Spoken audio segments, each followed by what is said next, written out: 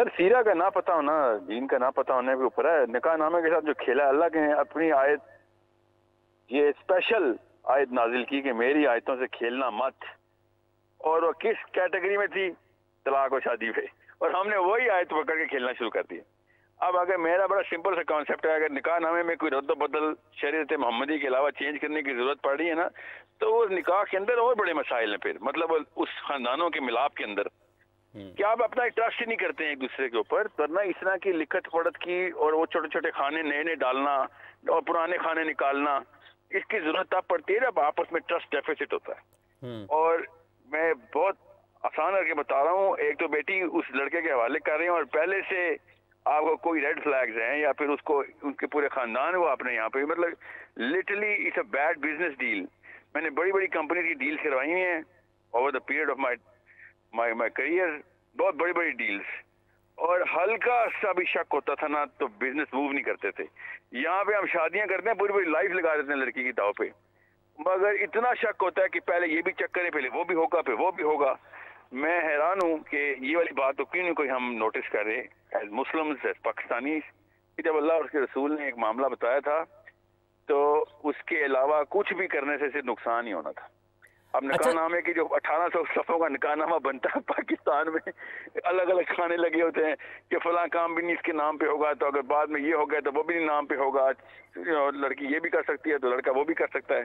یہ نکاح کی نہیں, یہ عمومی معاملات کی ڈیل ہو رہی ہوتی ہے جو کہ ہم لوگ کرتے ہیں, جس کا نہ شادی سے تعلق ہوتا ہے نہ خانہ آبادی سے تعلق ہوتا ہے. اچھا ساحل صاحب, ایک اور اہم مسئلہ بھی یہاں پر نعیم حنیف صاحب جو کہ بیورو چیف ہیں سما کے, انہوں نے ایک خبر یہاں پر بتائی کہ ایک شادی کے بعد اگر کوئی مرد دوسری شادی کرنا چاہتا ہے اور اگر وہ پہلی بیوی سے اجازت نہیں لیتا ہے تو اس کو سزا بھی ہے, جرمانہ بھی ہے. مفتی صاحب نے اور دوسری کے بعد تیسری, تیسری کے بعد چوتھی, اور اگر کوئی 4 شادیاں کرتا ہے اور پہلی 3 بیویوں سے اجازت نہیں لیتا ہے تو اس کے اوپر تو جرمانہ بھی ہے, اس کے اوپر سزا بھی ہے. مفتی صاحب کا یہ فرمانا ہے کہ شرع میں یہ نہیں ہے کہ آپ نے اجازت لینی ہے. ہم یہ کہتے ہیں کہ ہمارا اگر یہ شرع میں اجازت نہیں ہے اور یہ قانون بن گیا, اس کے اوپر سزا ہو رہی ہے, تو ہم یہ کہتے ہیں کہ پاکستان کا آئین جو ہے وہ قرآن و سنہ کے تابع ہے, قرآن و سنہ اس کی مخالفت کر رہے ہیں, اور ایک سزا جو ہے وہ ہم یہاں پر جاری کر رہے ہیں. بات حافظ صاحب, کیا بات ہے حافظ صاحب. پہلے دن سے میں مفتی صاحب سے کیا گزارشیں کر رہا ہوں کہ مدرسہ موبلائز نہیں ہو رہا, اسلام کے نام کے اوپر 2 نمبری کی جا رہی ہے, اور مدرسہ اس کے خلاف نبر آزما نہیں ہو رہا. مفتی صاحب یہ بہت پیاری اگزامپل دی ہے آپ کے مہمانوں نے بھی اور حافظ صاحب نے بھی کہ اسلام کے نام پہ تو 2 نمبری نہ کرو. ایک تو نکاح کرتے ہو, نکاح اسلام کی شک ہے نا, ورنہ تو ہم اکٹھے ایک میاں بیوی کے بغیر بھی تو رہ سکتے ہیں, گوئے رہتے ہیں. ہم مسلمان ہونے کے ناطے نکاح کرتے ہیں, تو یہ اسلام کا معاملہ ہے جس کے اندر تم زبردستی کی اجازتیں ڈال کے نیا لا نکال کے, لٹرلی طاغوت اسی کو کہتے ہیں اللہ تعالیٰ, کہ قانون اللہ کا ہو اس کے علاوہ کوئی نیا قانون ڈال دیا جائے, اس کو طاغوت کہتے ہیں, جو کہ اسلام میں کسی بھی لیول کے اوپر اختراع کے لیول پہ آتا ہو. اس سے بڑی اختراع کیا ہے؟ زبردستی کے معاملے, اوپر سے نعوذ باللہ سزائیں بھی, مالی بھی جسمانی سزائیں بھی, کہ جیلوں میں رہیں گے لڑکے. تو یہ معاملہ شادی کا نہیں ہے, کسی بھی معاملے کے اوپر ہوتا تو میری یہی الفاظ ہونے تھے کہ we need to take the system and implement Islam throughout the system, اور وہ صرف مدرسہ کر سکتا ہے. یہ نواز شریفوں نے نہیں کرنا, ان کے بس میں نہیں ہے. ساحل صاحب, ہم نے اس کے خلاف ابھی بھی بات کی ہے, ابھی بھی ہم نے بات کی ہے, ہم ہر فارم پہ اس کے حوالے سے بات کرتے ہیں کہ جو قانون بھی اسلام اور شریعت کے مخالف ہوتا ہے وہ مردود ہے, وہ رد ہے. لیکن آپ جب بھی بات کرتے ہیں آپ مدرسے کو ٹارگٹ کر رہے ہیں, پھر آپ نے وہی بات آج کر دی ہے کہ یہ کام مدرسے کا ہے. مجھے یہ بتائیں کہ کیا ہم بحیثیت مسلمان, کیا باقی لوگوں کی کوئی ذمہ داری نہیں ہے؟ جس حد تک مدرسے کے حوالے سے آپ بات کر رہے ہیں, ہم نے اپنی ذمہ داری کو جہاں تک ممکن ہے پورا کیا. میں نے ابھی یہاں پر پروگرام کے اندر بیٹھ کر بھی میں نے یہ بات کی ہے, میں نے کہا کہ یہ قانون جو ہے یہ اسلام کے خلاف ہے, اور جو قانون بھی اسلام کے خلاف ہوگا وہ رد ہے. ہم جب مدرسے کے اندر بیٹھتے ہیں, جب ہم تقریر پہ بیٹھتے ہیں, جہاں پر بھی بیٹھتے ہیں, ہم اس بات کی بالکل نفی کرتے ہیں. لیکن آپ کو یہ بات اب نہیں کرنی چاہیے کہ جناب یہ مدرسہ جو ہے وہ جناب یہ کام غلط کر رہا ہے. جس بندے کی جو ذمہ داری ہے اس کو پکڑنا چاہیے, اور میں نے ابھی یہاں پر بیٹھ کے اس کے خلاف بات کی. صاحب مجھے موقع دیں اور سنیں. حافظ عمران کے کہنے پہ یا بشرا کے کہنے پہ نا 1.5 کروڑ مسجدیں موبلائز نہیں ہونی. آپ لوگوں کے کہنے پہ نا 1.5 سے 10 کروڑ مسجدیں موبلائز ہو جاتی ہیں جو مسجد میں آنے والے لوگ ہیں. سر ہم تو کہہ رہے ہیں, آپ کو مفتی کسی وجہ سے بنایا ہوا ہے, ہم تو کہہ رہے ہیں نا, ہم فتویٰ نہیں ایشو کر سکتی, اس کی بات نہیں کوئی مانے گا. آپ کے کہنے کے اوپر لوگوں کی حرام اور حلال زندگی دوزخ اور جنت لگتی ہے. اپنی پاور سمجھیں, اپنے آپ کو کیوں مفلوج ثابت کر رہے ہیں آپ؟ سر میں مظلوم ثابت نہیں کر رہا, میں اپنے بارے میں بتا رہا ہوں کہ میری جو ذمہ داری ہے میں وہ پوری کر رہا ہوں, لیکن آپ پھر مدرسے کو آج ٹارگٹ کر رہے ہیں. آپ نے پھر آج مدرسے کی بات کی ہے. روز ٹارگٹ کرتا ہوں کہ اپنی طاقت میں آؤ, اپنی طاقت کو پہچانو. سر آپ چاہ رہے ہیں کہ مدرسے کے حوالے سے کہ جو ہم دین کا کام کر رہے ہیں وہ بھی بین ہو جائے, وہ کم از کم جو کر رہے ہیں ہمیں وہ تو کر لینے دیں نا. یہ ہے اصل میں مولوی کے اندر کا ڈر. مولوی کے اندر کے ڈر کی بات نہیں, جہاں تک جس بندے کی دیکھیں آپ پر کوئی ذمہ داری عائد نہیں ہوتی. آپ یہ بتائیں کہ آپ نے جو کام کیا ہے دین کا, آپ نے اس کے حوالے سے کتنا لوگوں سے جو پیسہ کمایا, یا آپ نے کوئی بھی پروگرام کیا ہے آپ اس کے کتنے پیسے لیتے ہیں. میں اپنے بارے میں بتا سکتا ہوں کہ میں نے جس موقع پر جہاں پر تقریر کی ہے, جہاں پر تبلیغ کی ہے, جہاں پر میں نے تحریر کی ہے, میں نے اس کے حوالے سے یوں سمجھ لیں کہ کتنا معاوضہ یا کتنا وظیفہ وصول کیا ہے. یہ تو کام بنتا ہے ہر مسلمان کا, ہر پاکستانی کا بحیثیت قوم کہ اتفاق کے ساتھ, اتحاد کے ساتھ کسی بھی قانون کے حوالے سے آواز اٹھائیں, اور اس قانون کے اندر تبدیلی ہونی چاہیے جو کہ اسلام کے خلاف ہے. جی ساحل صاحب. مفتی صاحب میری بات سمجھ نہیں آئی, آپ پیسوں پہ کہاں پہ آ گئے ہیں؟ آپ ٹی وی والوں سے پوچھ لیں میں نے کتنے پیسے لیے ہیں. اور دوسری بات, میں اگر کوئی کام غلط کروں گا یا صحیح کروں گا, اس کا میرے مفتی ہونے سے کوئی تعلق نہیں ہے. مدرسے کی پاور کو سمجھنے کے لیے میں آپ کو فائدہ کرنا چاہ رہا ہوں. ٹارگٹ بھی کر رہے ہوتے ہیں, پھر اپنے آپ کو نکال کے لیتے ہیں. یا تو آپ اپنے آپ کو اسکالر ڈکلیئر کریں, آپ کہیں کہ میں اسکالر ہوں. آپ کی مثال اس بندے کی طرح ہو چکی ہے کہ جو کسی سسٹم کے اندر رہنا. مفتی صاحب ایک گزارش یہ ہے, ایک گزارش یہ ہے, دیکھیں ساحل صاحب میں تھوڑی ساحل صاحب میں تاکہ میرا مقدمہ 1 سیکنڈ کا محتاج رہ گیا. عرض کرنا چاہتا ہوں مفتی صاحب, دیکھیں مسئلہ ان کے خیال میں, ساحل صاحب میں قطع کلامی کی معذرت چاہتا ہوں. معذرت نہیں, میں قطع کلامی قبول ہی نہیں کرتا, معذرت کی ضرورت نہیں. میرا 1 سیکنڈ کا مقدمہ رہ گیا ہے بس, وہ 1 سیکنڈ مجھے بول لینے دیں. 1 سیکنڈ. جی. اگر مفتیان بین ہونے کے ڈر سے کوئی بھی کام روک دیں تو وہ ڈر غیر اللہ کا ڈر ہے. مفتی غیر اللہ کے ڈر میں کوئی بھی چیز نہیں کر سکتا, وہ وقت کے امام ہوتے ہیں. مجھے غیر اللہ کا ڈر ہونا تب بھی الاؤ نہیں ہے. آپ تو مفتیان ہیں, آپ کیسے غیر اللہ کے ڈر سے اللہ کا کام چھوڑ سکتے ہیں؟ میں نے اللہ کا کام چھوڑنے کی بات نہیں کی. میں نے مفتی صاحب ایک اور بات, مفتی صاحب ایک یہ ہے کہ جو ٹارگٹ کی بات ہے نا, دیکھیں مدارس کو ایک آپ کے خیال میں یہ ٹارگٹ کیا جاتا ہے, ان کا یہ خیال ہے کہ وہ مدارس کو جگانے کی کوشش کر رہے ہیں. جی, پاور دے رہے ہیں. تو اس میں تقسیم آ جاتی ہے کہ کسی کو ٹارگٹ کرنے کا مطلب ہے کہ آپ ہدف بنا رہے ہیں, ان کا کہنے کا مطلب ہے کہ میں ان کی جو اصل ذمہ داری. جب بھی بات کی ہے نا, انہوں نے جب بھی بات کی, انہوں نے مدارس پہ بات کی ہے جو کہ غلط ہے. اس سے پہلے بھی ایک پروگرام کے اندر یہ بحث چھڑی تھی, میں نے اس لیے معذرت کی تھی کہ جو کام غلط ہے اس کو آپ نہ چھیڑیں. جو کام دیکھیں جو بات ہو رہی ہے نا کہ اسلام کے خلاف جو قانون ہے وہ رد ہے, ہم بھی یہ بات کر رہے ہیں, آپ بھی کر رہے ہیں.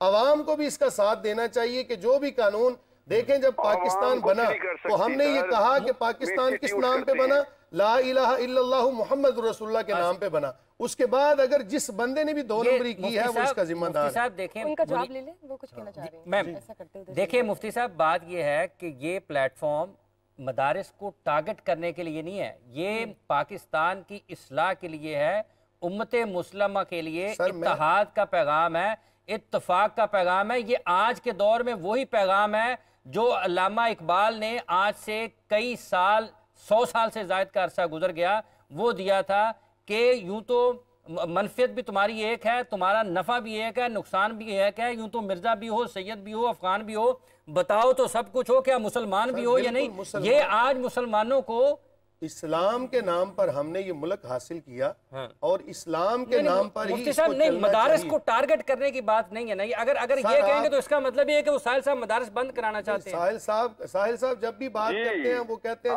جناب یہ کام مدرسے کا, یہ کام مدرسے کا. نہیں یار, ہم یہ مطلب ہوا کہ نعوذ باللہ میں مدارس بند کر, میں تو مدارس کا پوری طریقے سے نظام رائج کرانا چاہتا ہوں پورے پاکستان میں. آپ تو کہہ رہے ہیں میں بند کرانا چاہتا ہوں. ہاں, آپ مدارس بند کرانا چاہتے ہیں ساحل صاحب؟ नहीं सर, मैं उनका राज चाहता हूँ, राज, अल्लाह के निजाम का राज होना चाहिए। और आएगा ना इंशाल्लाह आएगा, आप साथ दें हमारा, बल्कि पूरी कौम को साथ देना चाहिए, पूरी कौम को साथ खड़ा होना चाहिए। पूरी कौम मुफ्ती नहीं होती, उनकी बातों पे लोग, यार मुफ्ती नहीं है तो मुफ्ती के साथ तो खड़े हो ना, यही तो बात है ना, यहाँ से तो आगे। साहिल साहब को बोलने दें, मुफ्ती साहब। जी साहिल साहब, आप मदारिस बंद कराना चाहते हैं पाकिस्तान में? और नाउज़ बिल्लाह सर, मैं चाहता हूँ मदारिस का राज हो पाकिस्तान में, कुरान का राज हो। मदारिस के अलावा कौन कुरान का राज कराएगा? ये लोग समझ ही नहीं रहे हैं, खुद डिफेंसिव हो जाते हैं। निजाम राज कराने की बात वो कर रहे हैं ना यार, उनको कर लेने दें, कर रहे हैं। जी साहिल साहब जारी रखिएगा जरा प्लीज। जी, मैं जब भी कहता हूँ कि उलमा का कसूर है, उसका ये मतलब नहीं होता कि उलमा ने कोई ज्यादती की है। मैं ये कहता हूँ उलमा ने कमी की है, उनको अपना काम पूरा करना चाहिए। वो से समझें, मैं मदारिस को पूरी तरीके से फ्लरिश कराना चाह रहा हूँ, उस फलसफे को जो कि हमारे साहबा ने पूरी दुनिया में फ्लरिश करवाया था नबी इस्लाम के थ्रू। हमारा मदरसा क्यों हुकूमत से डरा होता है? हर हाकिम हुक्मरान से डर के पीछे क्यों हो जाता है? ये है मेरा सवाल। जब सबको पता है कि गैर इस्लामी कानून है, तो फिर कानून बनाने वाले हाथ ताकत में आने चाहिए कि हाथ कानून हमारे पास होने चाहिए जो कानून लिखें। और वो बाय द वे क्या भी ये रहे हैं, इवन नवाज शरीफ भी ये चाहता है कि यार कुरान वाले काम जो है ना वो मदरसा ही करे। हम खुद ही कहते नहीं सर आप करेंगे प्लीज। शेख रशीद बताएगा कि खत्म नबूवत का मतलब क्या होता है। हर चीज का मतलब साहिल साहब वाज़ेह है, हर चीज का मतलब वाज़ेह है, सॉरी हर बंदे को अपनी जिम्मेदारी का भी पता है। रऊफ साहब शामिल करना, रऊफ साहब प्लीज। जी, मैं दो तीन बातें करना चाह रहा था। एक तो मसला ये है कि मेरे ख्याल में उलमा का ही काम है, ज़ाहिर है उनको बैठ के आपस में मशवरा करना चाहिए। एक तो जो आइन बना हमारा 1973 में, इसके ऊपर मुतफ़िक़ा तौर के ऊपर तमाम उलमा कराम के भी साइन है, और उसके बाद ये इंटरप्रिटेशन हुई है। अब या तो उस आइन को गलत करार दे दिया जाए और फिर नए सिरे से हम एक और बहस में पड़ जाए। दूसरी बात ये, जहाँ तक मैं समझूँ, आप मेरी तस्दीक कीजिएगा मैं अगर गलत कहूँ तो जो आयत है वो आती है कि तुम कर सकते हो एक एक दो दो तीन तीन चार चार शादियाँ अगर तुम इंसाफ कर सको जो तुम नहीं कर सकते। मेरे ख्याल में तर्जुमा यहाँ पे आता है। तो एक तो पहली अल्लाह ताला ने ये फरमा दिया कि तुमसे इंसाफ नहीं होना। अब गरीब तबके में जब हमने देखा है यहाँ पे ज़्यादा ये इस तरह के मसाइल होते हैं कि लोग बग़ैर बीवी को रजिस्टर भी नहीं होती शादियाँ, और वो ज़्यादा शादियाँ कर रहे हैं। मैं ख़ुद कई ऐसी मिसालें देख चुका हूँ जहाँ पे एक की उसको छोड़ा, दूसरी की उसको भी छोड़ा, तीसरी की उसको भी छोड़ा, या कहीं वो गलियों में रुल रही हैं, बच्चों का कोई पता कोई नहीं है। तो मेरे ख्याल में एक इज्तिहादी सोच के साथ हम लोगों को इस मसले का को हल करना चाहिए ताकि उसको भी रोका जा सके। मेरी एक बार बात हो रही थी मौलाना हुसैन अकबर की, जिन्होंने अहले तशय्युअ से उनका ताल्लुक़ है। तो मुझे नहीं पता कि ये मिसाल ठीक है या नहीं है, लेकिन ये यहाँ भी गाइड कीजिएगा आप कि वो ईरान में कहने लगे कि जब कोई दूसरी शादी करना चाहता है तो पहली बीवी से पूछा जाता है कि क्या ये तुम्हारे साथ इंसाफ कर रहा है। अगर ऐसी सूरत हो तो फिर उसको दूसरी शादी की इजाज़त दी जाती है। तो बहुत से मुस्लिम ममालिक ऐसे हैं जिन्होंने इसका इस्तेमाल किया हुआ है, और दूसरी शादी के बारे में मतलब ये है कि कुछ क़यूद हैं, कुछ हदूद हैं जिसके बाद इजाज़त मतलब ये होता है। देखिए, जो जहाँ तक बात है ना निकाह की, कि आज से पहले जितने निकाह हुए हैं उसमें कोई रजिस्ट्रेशन नहीं थी, कोई लिखत पर। हज़रत सैयदना आदम अलैहिस्सलाम से लेकर तो हुज़ूर नबी करीम सल्लल्लाहु अलैहि वसल्लम की मुबारक उम्मत, आज से अगर आप 50 साल 60 साल पहले चले जाएँ, मेरा ख्याल है हमारे दादा जान का कोई निकाह नामा शायद हो गई नहीं। तब बात होती थी ज़ुबानी कलामी, ज़ुबान से जो बात कह दी उस पर डट जाते थे। उसके बाद ये जितने भी मामलात हैं निकाह नामे के अंदर जो शिकें लिखी जाती हैं, सब ख़वातीन व मर्द के जो तहफ़्फ़ुज़ात हैं उसके लिए लिखी जाती हैं, वरना इन शिकों के लिखने का इस्लाम से कोई ताल्लुक़ नहीं है। जहाँ तक बात है ना कि जो कानून इस्लाम के ख़िलाफ़ ना हो उस पर अमल दरामद करना हर मुसलमान का, हर पाकिस्तानी का फ़रीज़ा है। इस्लाम ने नहीं कहा कि फ़लाँ जगह पे जनाब ये बोर्ड लगा है तो इस पर रुक जाओ, लेकिन ये चूँकि शरीयत से नहीं टकरा रहा, हमें उस पर अमल करना चाहिए। इस तरह जैसे आपने कहा बड़ी अच्छी बात की है। मैं तो ये कहता हूँ कि एक मर्द जब निकाह करता है ना, तो निकाह करने से पहले उसका इम्तिहान लेना चाहिए कि क्या वो बीवी के काबिल भी है या नहीं। वो ज़रूरी नहीं है कि बीवी को सिर्फ उसकी जो एक ख्वाहिशात हैं वही चाहिए, उसने उसको उसके साथ टाइम गुजारना है, ज़िंदगी गुजारनी है। उस ये भी देखें कि वो मैच्योर भी है।